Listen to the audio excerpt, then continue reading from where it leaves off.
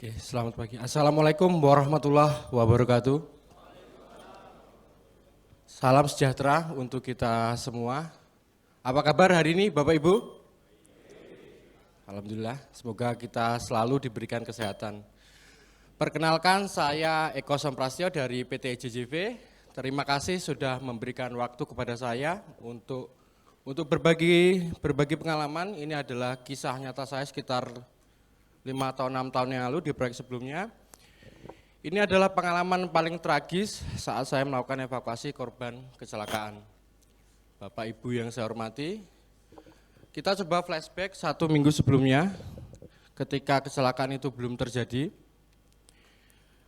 Di tempat kerja kami ada kerusakan doser yang menyebabkan unit doser tersebut harus dipulangkan atau dikembalikan ke pihak rental. Terus kemudian 1 minggu kemudian unit doser pengganti tersebut itu datang, terlihat lebih bagus, juga terlihat lebih baik dari sebelumnya. Hanya saja kali ini penempatan doser tersebut bukan di area sebelumnya, jadi misalnya sebelumnya ada di area A, unit doser yang baru ini ada di area yang B yang berjarak sekitar 5 km. Hari itu memang tidak seperti biasanya. Kami sedang coffee time, coffee break di warung kopi.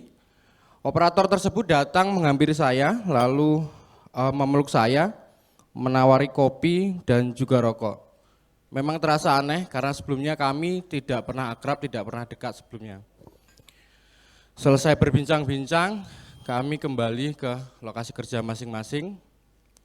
Dan sore hari samar-samar saya mendengar di radio komunikasi kami di HT bahwa ada insiden kecelakaan yang terjadi di area doser tersebut. Saya berusaha keluar dari lokasi kerja saya ingin mengkonfirmasi apa kira-kira yang terjadi di sana. Unit operasional tidak kami temukan, lalu ada unit dump truck limestone. Saya putuskan untuk menumpang unit dump truck limestone tersebut ke area yang disebutkan ada kecelakaan.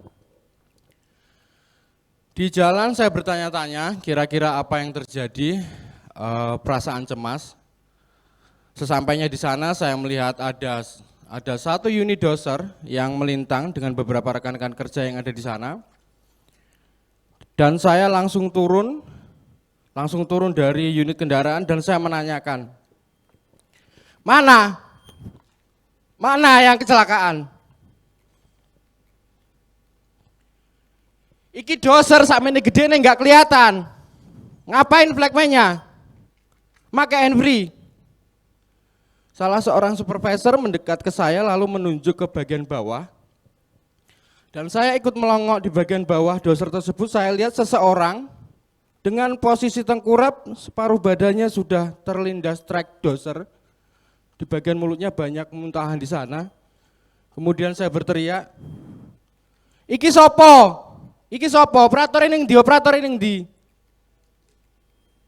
Supervisor tadi tidak berucap apa-apa, hanya menunjuk. Ini operatornya. Refleks saya panggil, Eksa, evakuasi. Lalu supervisor tadi mendatangi saya, wis ndak ono Pak, wis ndak ono. Lemas seketika Bapak Ibu saya saat itu. Orang yang sebelumnya tidak pernah akrab dengan saya, yang sebelumnya hanya bertegur sapa jika berada di lokasi kerja, hari ini saya harus melakukan evakuasi beliau karena ada kecelakaan di tempat kerjanya. Singkat cerita, kami melakukan evakuasi dengan 2 unit ekskavator karena bobot doser yang memang terlalu berat. Kami bawa dengan ambulan menuju rumah sakit dan setelah di rumah sakit sudah diputuskan dengan pihak keluarga bahwa tidak untuk melakukan otopsi. Jadi malam itu juga kami bawa jenazah menuju rumah duka yang lumayan jauh jaraknya dari lokasi proyek tersebut. Hampir pagi kami sampai di rumah duka dengan rombongan dari perwakilan perusahaan dan juga kontraktor. Sesampainya di rumah duka, jenazah dibaringkan di ruang tamu yang memang tidak terlalu luas dan di sana saya melihat Di sana ada anak dan istrinya, anaknya masih balita mungkin, sekitar 5 tahun, hanya saja sudah bisa bicara. Dan sedikit ada percakapan, "Mak, ngapa mak? Ngapa bapak mak?" Saya merasa tidak mampu untuk berada di ruangan itu dan saya putuskan, saya keluar dari rumah tersebut untuk duduk di tepi jalan desa hingga proses jenazah dimandikan dan jenazah dikebumikan. Sepulang dari sana, rasa cemas, rasa penyesalan saya masih ada dan sedikit mendapatkan detail kronologi bagaimana kejadian itu berlangsung. Di sore itu ketika doser hendak diparkirkan, unit doser tersebut mengalami mogok. Operator doser memiliki inisiatif untuk memperbaiki unit tersebut sendiri tanpa bantuan mekanik. Untuk perbaikan yang pertama itu berhasil. Lalu berjalan beberapa meter, unit doser tersebut mogok kembali.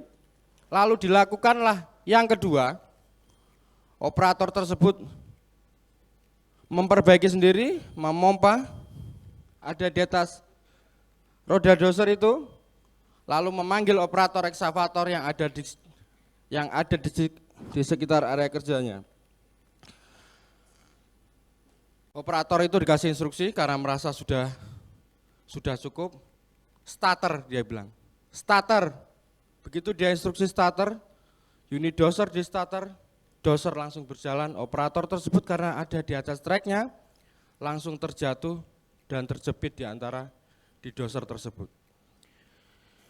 Bapak Ibu mungkin bisa bayangkan kejadiannya seperti apa waktu itu, betapa sulit buat kami untuk semuanya, teman-teman yang ada dalam satu proyek itu. Dari cerita ini mungkin Bapak Ibu bisa ikut menjaga bahwa rekan-rekan pekerja adalah aset yang penting bagi perusahaan Bapak Ibu. Tidak ada yang lebih penting dari itu.